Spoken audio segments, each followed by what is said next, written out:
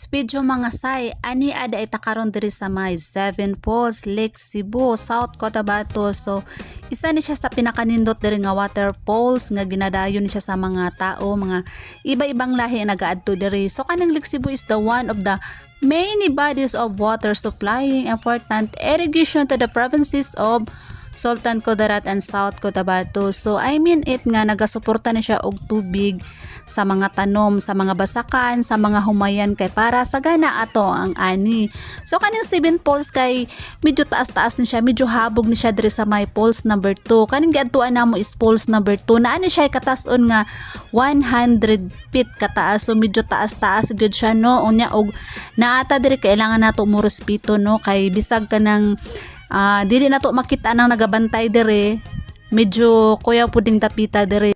Mga Zay, pwede mo magsakay dire sa zipline kay only 250 pesos lang gyud ang bayad sa atong zipline. So medyo barato lang gyud siya no, dili siya expensive. So ako wala pa jud ko nakatry nga magsakay ko aning zipline. Sa ako ang edad nga tigulit nako, wa pa jud nako na try nga magsakay og zipline. Pero paningkamutan jud nako mga Zay nga makasakay ko next time nga makaadto mi diha sa Seven Falls, Lake Cebu. Nya ang ano di ay diri ang entrance fee is only 20 pesos kanang do lang di ni siya sa may Surala, South Cotabato. Normal lang gyud kaayo.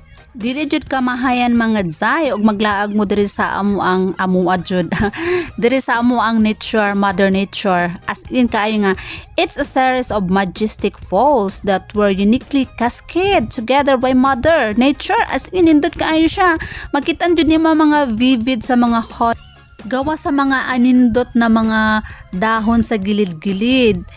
Nagapanguha sila o diri og kanang murag hinhason gud siya kumbaga sa dagat nga naala siya diri ginapulot na siya unya lami kay na siya sa bawan.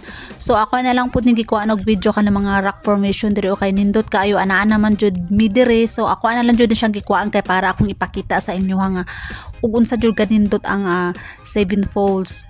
So tanawan niyo di ba? Charis. Ako na lang jud gikuha kay para dili ta magmahay sa to ang pag-adto diri. Mao ni siya ang problema nako no kay kani ako ang tiil ambot wa ko kasabot. Sige rag kalangkatan kog sapatos. Medyo naulaw ka aning higayon na pero wa ko'y mahimo no choice ko kay nalangkat man gyud siya ambot. Adto ta dito sa unahan magsaka ko aning bato. Nikat-kat jud ko diri. Pero namo pinagabantay sa ako adjo o dili umpo kumusaka dira nga walay nagakuan sa ako nagamping jud ko diri no kay basig mas slide ko oroy Diyos ko Lord. So tan-aw ra gyud pwede ra man jud ta magkiat diri no pero dili lang jud ta mag singgit jud kay you know may mga elements or mga creators nga dili tulad natin. So naglingkod na si Inday dire. Kusog kay ko mukatkat pero pagbaba di na jud ko kabalo manaog. So mo nang gialalayan ko sa ako ang bana. Pasalamat na lang kay nami cameraman ani nga higayon na nay nagvideo sa amo.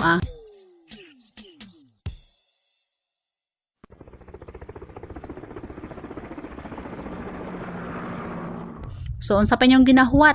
Laag na mo diri kay tag 20 pesos raman ang entrance fee. So diri lang tataman guys. Thanks for watching and God bless you all. Mwah, see you in our next vlog. So nagbitbit na ko sa ko ang sapatos kay. Muli na mi. Bye bye everyone.